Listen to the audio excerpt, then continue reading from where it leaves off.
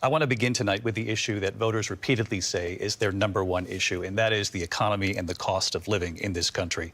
Vice President Harris, you and President Trump were elected 4 years ago, and your opponent on the stage here tonight often asks his supporters, are you better off than you were 4 years ago? When it comes to the economy, do you believe Americans are better off than they were 4 years ago?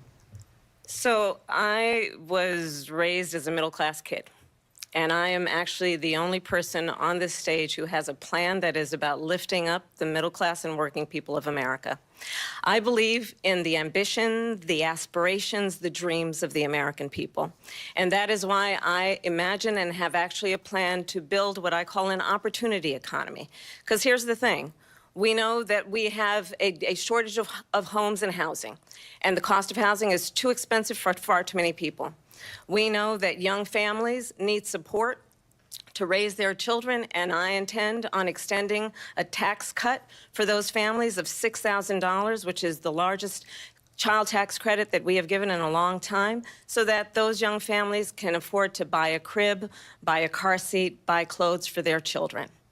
My passion, one of them, is small businesses. My mother raised my sister and me, but there was a woman who helped raise us. We call her our second mother. She was a small business owner. I love our small businesses. My plan is to give a $50,000 tax deduction to start up small businesses, knowing they are part of the backbone of America's economy. My opponent, on the other hand, his plan is to do what he has done before, which is to provide a tax cut for billionaires and big corporations, which will result in $5 trillion to America's deficit. My opponent has a plan that I call the Trump's sales tax, which would be a 20% tax on everyday goods that you rely on to get through the month. Economists have said that that Trump sales tax would actually result for middle-class families in about $4,000 more a year because of his policies and his ideas about what should be the backs of middle-class people paying for tax cuts for billionaires. President Trump, I'll give you 2 minutes. First of all, I have no sales tax. That's an incorrect statement. She knows that. We're doing tariffs on other countries. Other countries are going to finally, after 75 years, pay us back for all that we've done for the world. And the tariff will be substantial in some cases. I took in billions and billions of dollars, as you know, from China. In fact, they never took the tariff off because there was so much money they can't. It would totally destroy everything that they've set out to do. They're taking in billions of dollars from China and other places. They've left the tariffs on. When I had it, I had tariffs, and yet I had no inflation.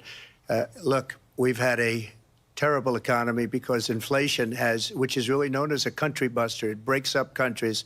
We have inflation like very few people have ever seen before, probably the worst in our nation's history. We were at 21%, but that's being generous because many things are 50, 60, 70, and 80% higher than they were just a few years ago. This has been a disaster for people, for the middle class, but for every class. On top of that, we have millions of people pouring into our country from prisons and jails, from mental institutions and insane asylums, and they're coming in and they're taking jobs that are occupied right now by African Americans and Hispanics, and also unions. Unions are going to be affected very soon.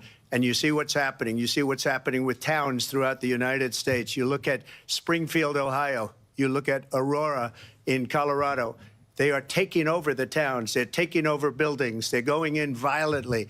These are the people that Xi and Biden led into our country, and they're destroying our country. They're dangerous. They're at the highest level of criminality, and we have to get them out. We have to get them out fast. I created one of the greatest economies in the history of our country. I'll do it again and even better. We are